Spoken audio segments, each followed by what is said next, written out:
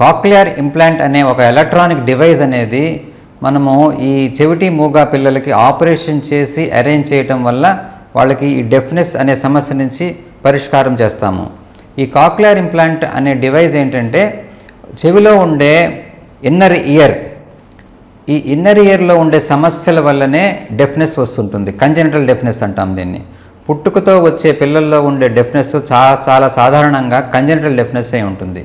ఈ genetic abnormalities అంటే జన్యుపరమైన సమస్యలతో పుట్టిన పిల్లల్లో ఒక వినికిడి సమస్య అనేది, దాంతోపాటు వేరే ప్రాబ్లమ్స్ కూడా, ఫర్ ఎగ్జాంపుల్ హార్ట్ ప్రాబ్లమ్స్ ఉంటాయి వాళ్ళకి, కొంతమందికి విజువల్ ప్రాబ్లమ్స్ ఉంటాయి. సో ఇలాంటి రకరకాల సమస్యలతో, జన్యు సమస్యలతో పుట్టిన పిల్లల్లో డెఫ్నెస్ కూడా ఉండే అవకాశం ఉంటుంది.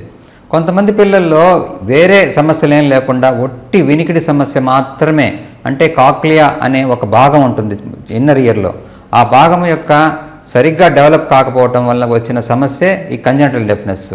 సో ఇలాంటి చిల్డ్రన్కి, ఇలాంటి పిల్లలకి మనము ఈ కాక్లియర్ ఇంప్లాంట్ అనే ఒక ఎలక్ట్రోడ్ని ఆపరేషన్ ద్వారా చెవిలో అరేంజ్ చేస్తే కనుక వాళ్ళు నార్మల్గా అందరిలానే వినే అవకాశం ఉంటుందన్నమాట.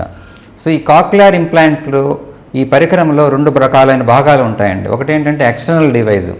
దీనిలో ఒక శబ్ద తరంగాల్ని ఫస్ట్ రిసీవ్ చేసుకుంటుంది. మైక్రోఫోన్ అనే చిన్న పరికరం ఉంటుంది, చెవి వెనకాల అరేంజ్ చేస్తాము అది. సో ఈ మైక్రోఫోన్ ద్వారా ఈ చెవి యొక్క శబ్ద తరంగాల్ని తీసుకుంటుంది, బయట ఉన్న శబ్ద తరంగాల్ని తీసుకుంటుంది మైక్రోఫోను. ఈ తీసుకున్న మైక్రోఫోన్ నుంచి మళ్ళీ రిసీవర్ అనే పరికరము, దాన్ని మనం ఆపరేషన్ చేసి ఈ చెవి ఎముకకి, అంటే ఒక టెంపరల్ బోన్కి అరేంజ్ చేస్తాం అన్నమాట.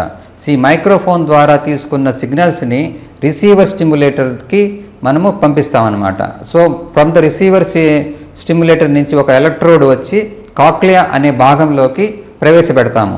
సో ఈ మొత్తం పరికరం మొత్తం అన్ని కలిపి మనం కాక్లియర్ ఇంప్లాంట్ అంటాము. దీన్ని ఎక్స్టర్నల్ డివైస్గా బయట నుంచి ఉంటుంది, ఇంటర్నల్ డివైస్ మటుకు ఆపరేషన్ ద్వారా పేషెంట్కి అరేంజ్ చేయాల్సి వస్తుంటుంది. సో ఈ కాక్లియర్ ఇంప్లాంట్ అనే ఆపరేషన్ను ఎంత ఎర్లీ స్టేజ్లో మనం అరేంజ్ చేస్తే కనుక పిల్లవాడికి వాళ్ళు హీరింగ్ అనేది అంత ఎర్లీగా వాళ్ళు రికవర్ అవుతారనమాట.